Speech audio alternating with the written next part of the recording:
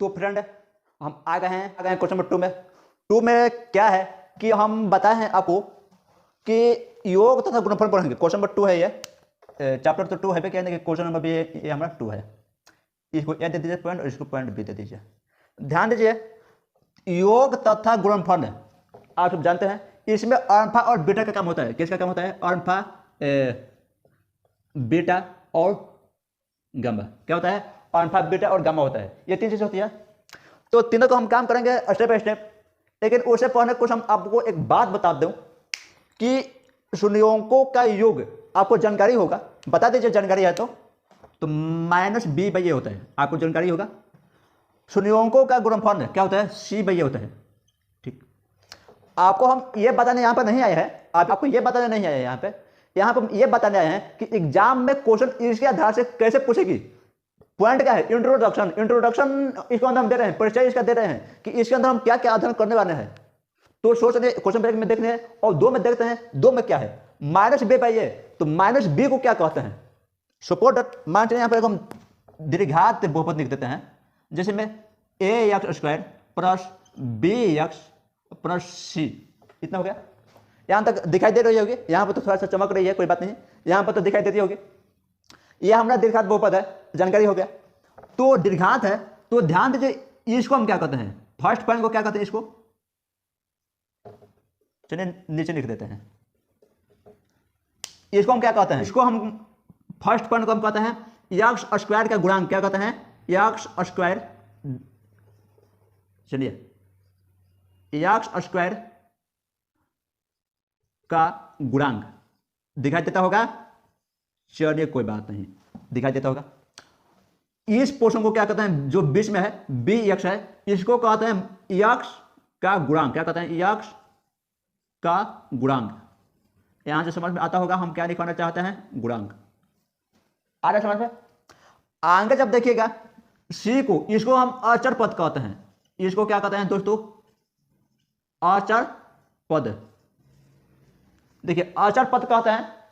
और यहां से आपको यह समझ में आ गई होगी कि जब हम दीर्घात बहुपद पढ़ते हैं ना, तो उस वक्त जो हमारा फर्स्ट पॉइंट होते हैं, फर्स्ट उसको कहते हैं एक्स स्क्वायर का गुणांक, सेकेंड को कहते हैं एक्स का गुणांक, और थर्ड को कहते हैं अचर पद। यहां तक समझ में आ गई। देखिए अब तो हम बता दिए दीर्घात बहुपद, अब बताते हैं त्रिघात बहुपद। ध्यान दीजिए, त्रिघात बहुपद क्या आप ऐसे लिखते हैं? ए एक्स का क्यूब प्लस बी एक्स का स्क्वायर प्लस सी एक्स और प्लस में डी, ऐसे लिखते हैं क्या त्रिघात बहुपद? तो कुछ नहीं, सब सेम है। क्यों? इसको आपको लिखनी है, इसको वहां पर इसको लिख देंगे एक्स क्यूब का गुणांक। क्या लिखेंगे? एक्स क्यूब का गुणांक। आ रहा समझ में? गुणांक ऐसे लिख देंगे। और बाकी ये हो जाएगा एक्स स्क्वायर का गुणांक, ये हो जाएगा एक्स का गुणांक, और ये हो जाएगा अचर पद। तो चलिए हम स्टार्ट करते हैं अपना स्टेप बाय स्टेप और देखते हैं कि किस में क्या वास्तव में होता है। ध्यान दीजिए, क्वेश्चन में आपको ऐसे नहीं पूछेगी, ऐसे पूछ के दे देगी कि किसको अचर पद कहते हैं, किसको एक्स स्क्वायर का गुणांक कहते हैं, और किसको क्या कहते हैं। तो सो थैंक्स, आइए हम इस वीडियो में कवर। ध्यान दीजिएगा, एक और हम पॉइंट ले रहे हैं यहाँ पे सी। इसमें रहेगा कि अल्फा बीटा गामा बराबर क्या होता है? आप बताइए। Alpha into beta into gamma बराबर क्या होता है? और यह है हमारा अल्फा प्लस बीटा, और यह है हमारा अल्फा इंटू बीटा, है ना।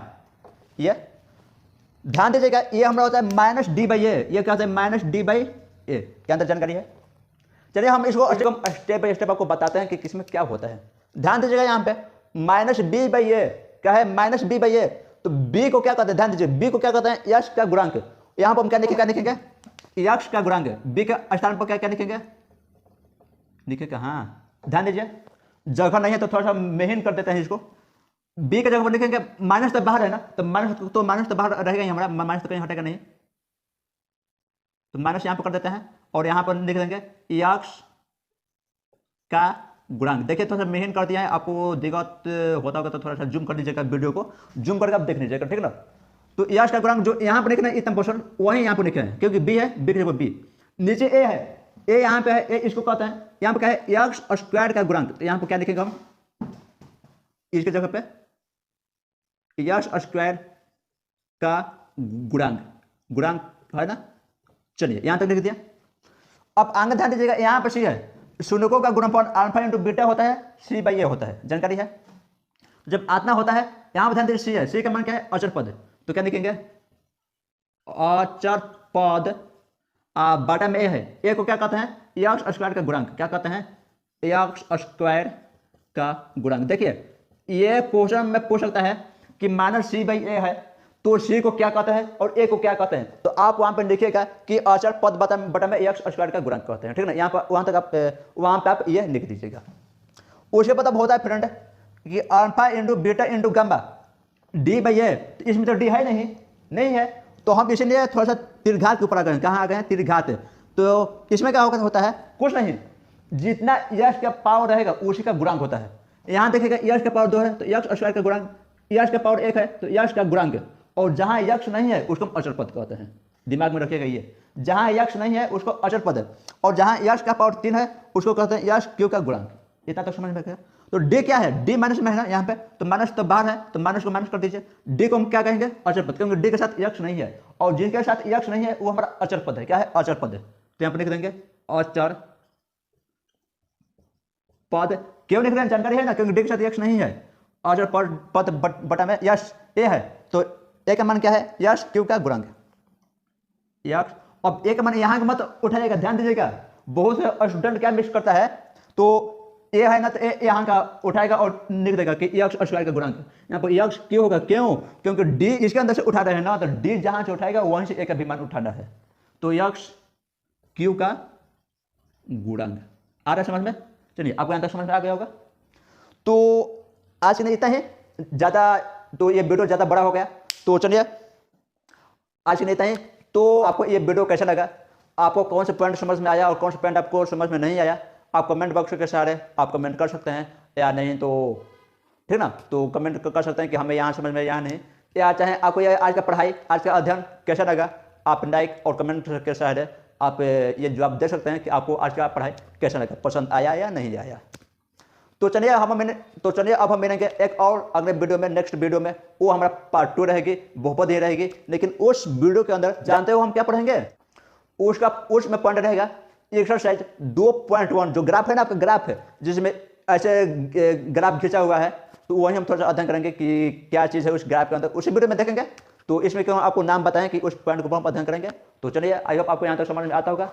तो आज के लिए इतना ही, अब हम चलते एक और नए वीडियो में एक और नए टॉपिक के साथ आएंगे, आमने सामने होंगे, फ्रेंड से मिलेंगे। तो तब तक नहीं, आप सब भी इस वीडियो को शेयर करते रहिए अपने दोस्तों के पास, अपने ग्रुपों में शेयर को जारी रखिए, ताकि और ज़्यादा से ज़्यादा स्टूडेंट हमारे चैनल के साथ ज्वाइन हो और हमें पढ़ाने में और आनंद आए। तो चलिए हम चलते अपने मेन टॉपिक की ओर, तो पार्ट 2 रहेगी। तो तब तक के लिए जय हिंद, जय भारत, वंदे मातरम।